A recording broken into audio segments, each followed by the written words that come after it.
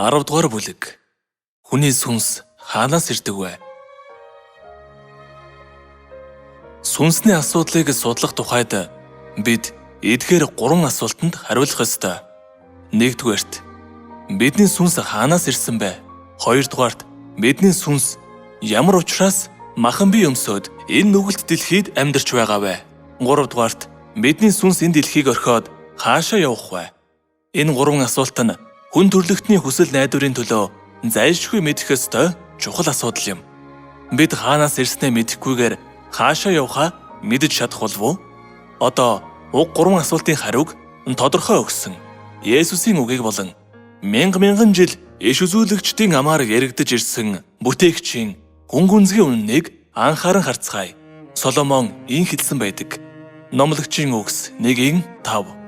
Нар мандсаар, нар жаргасаар, манддаг тэрл газрынхаа зүг яарсаар л өмнө тийш үлээх салхи, умар тийш хэрэгсээр, өнөөхөл салхи эргэлдсээр, өөрийнхөө тойрогт эргэж ирсээр, байсан юм бах байдгаараа, хийсэн юмаа хийдгэл хിവэрэ, наран доор нэгч шиний малга. Анайл биднээс өмнөх аль эрт байсан л зүйл байна. Мөн Илч Паул ийм тэмдэглэсэн байдаг. Еврей 11:15.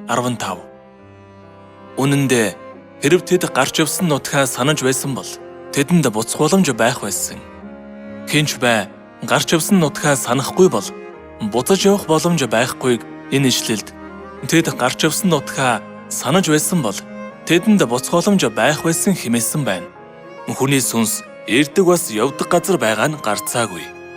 Махан бие хэдийгээр энэ дэлхийд төрж энэ дэлхийдээ алга болдогч сүнс хаанаас ирсэн?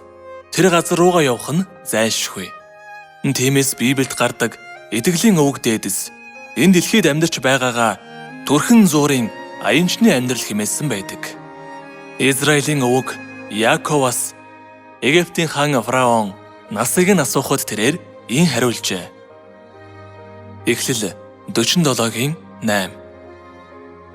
Фараон Яаковаас таны нас сүудэр хэдвэ гэж асуусанд Яаков Фараонд цагаачилж явсан хоногуд минь 130 жил болж байна. Давид ийм тэмдэглэсэн байдаг.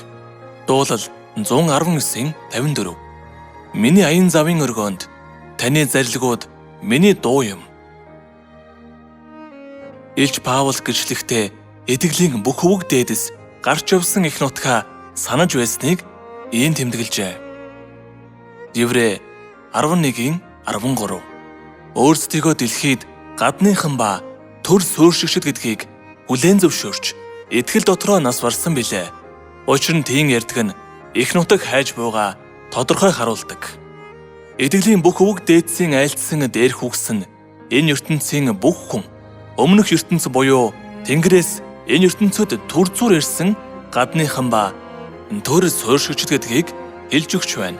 Харин их нутгийнхаа талаар санаж боддог хүн олон биш байгаа нь нүглийн гэвлүүр зүүснээсээ болж өмнөх ертөнцийн тухай ой санамж бүрэн алдагдсан учраас тэр юм. Энэ талаар иш үзүүлэгч Исая ийм тэмдэглэжээ. Исая 59:2. Харин хилэнд чинь та нарыг бурхнаас хахацуулан нүглүүд чинь түүний нүрийг та нараас далдалжээ. Тиймээс тэр сонсдоггүй. Бидний сүнс өмнөх ертөнцөд эрхэмсэг тэнгэрлэгч нар эсвэл бурхны хөвгүүд байсан юм. Гэвч нэгэнтээ нүглийн гэвлүүр зүүж энэ ертөнц рүү ирсэн учраас сүнсний нүд маань нүглийн гэвлүүрт халахлагдан улмаар бид өмнөх ертөнц Тэнгэр их нутгийнхаа юмсыг харж чадахгүй болсон билээ. Тэгэхдээ заримдаа бид өөрийн ирэхгүй Тэнгэр дэх өмнөх амьдралаа санагалздаг. Энд нь бурхан өгсөн сүнс маань Тэнгэр их нутгаа харах гэж нүглийн гэвлүүрээ хаяа нэг нэвтэлж байгаа нь тэр.